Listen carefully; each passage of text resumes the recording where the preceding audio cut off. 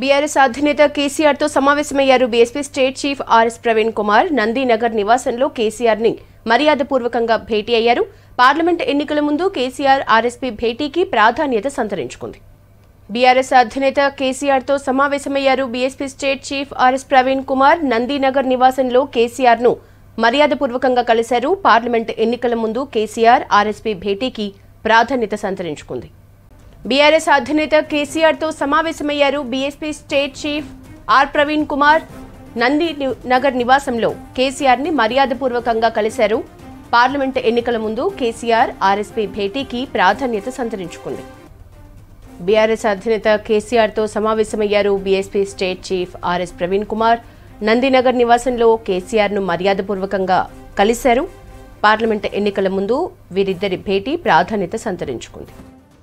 Details సత్యం అందిస్తారు. సత్యం, కేసీఆర్ తో RSP భేటీకి సంబంధించిన డీటెయిల్స్ ఏంటి? ముఖ్యమంత్రి కేసీఆర్ తో ఆయన నందినగర్ నివాసంలో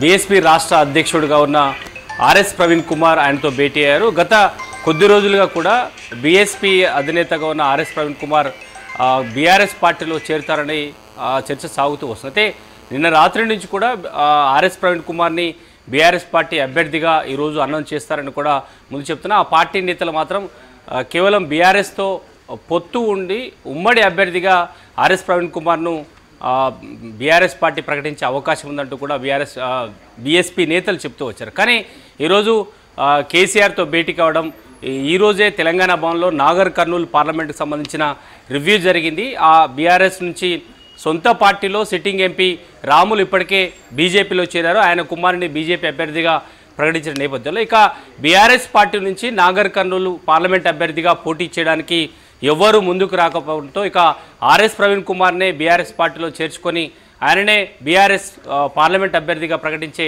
అవకాశం ఉన్నట్టు కూడా పార్టీ నేతలు చెప్తున్నారు. కానీ ఆర్ఎస్ ప్రవీణ్ కుమార్ మాత్రం కేవలం పొత్తుతోనే తాను వెళ్తాను, ఇక్కడ బీఆర్ఎస్ పార్టీలో చేరనని కూడా ఇప్పటివరకు చెప్పినట్టుగా తెలుస్తుంది. కానీ కేసీఆర్తో భేటీ తర్వాత ఆయన ఎలాంటి నిర్ణయం తీసుకుంటారు? ఇప్పటివరకు గత అసెంబ్లీ ఎన్నికల్లో పూర్తిగా బీఆర్ఎస్ పార్టీకి వ్యతిరేకంగానే ఆయన బీఎస్పీలో చేరారు. రాష్ట్ర అధ్యక్షుడిగా పదవిచ్చిన తర్వాత గత అసెంబ్లీ ఎన్నికల్లో పూర్తిగా ఆయన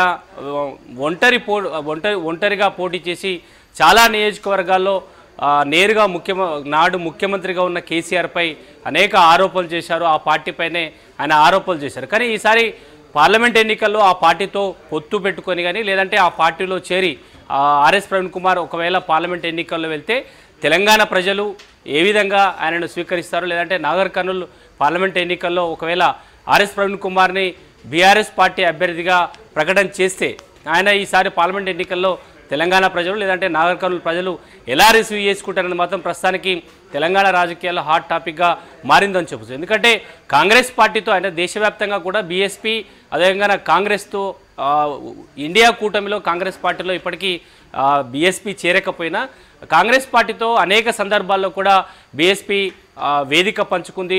జాతీయ స్థాయిలో బీజేపీకి వ్యతిరేకంగా కూడా కలిసి పనిచేస్తున్న పరిస్థితి. కానీ తెలంగాణ విషయానికి వస్తే ఆ పార్టీ బీఎస్పీ రాష్ట్ర అధ్యక్షుడిగా కొనసాగుతున్న ఆర్ఎస్ ప్రవీణ్ కుమార్ ఆయన విధానాన్ని ఏ విధంగా ముందుకు తీసుకెళ్తాడు, అదేవిధంగా యువత దళితులకు పక్షాన తాను నిలబెడతానని కూడా ఆయన పార్టీలో చేరే ముందు ఆయన ప్రకటన చేశారు. కానీ ఈసారి బీఆర్ఎస్ పార్టీతో పొత్తు పెట్టుకుని కానీ బీఆర్ఎస్ పార్టీలో ఒకవేళ చేరితే ఆయన నాగర్ కర్నూలు పార్లమెంటు అభ్యర్థిగా పోటీ చేస్తే అక్కడున్న ప్రజలు ఆయనను ఏ విధంగా రిసీవ్ చేసుకుంటారు? ఇప్పటివరకు రాష్ట్ర వ్యాప్తంగా ఆయన వెంట ఉన్న ఫాలోవర్సు ఎలాంటి నిర్ణయం తీసుకుంటారని మాత్రం ఇంకా మరికొన్ని గంటల్లో తేలబోతుంది. ఇప్పటికే ఆర్ఎస్పీ తీసుకున్న నిర్ణయాన్ని పట్ల ఆ పార్టీలో ఆయన వెంట కలిసి పనిచేసిన నాయకులంతా కూడా వ్యతిరేకిస్తున్నట్టుగా తెలుస్తుంది.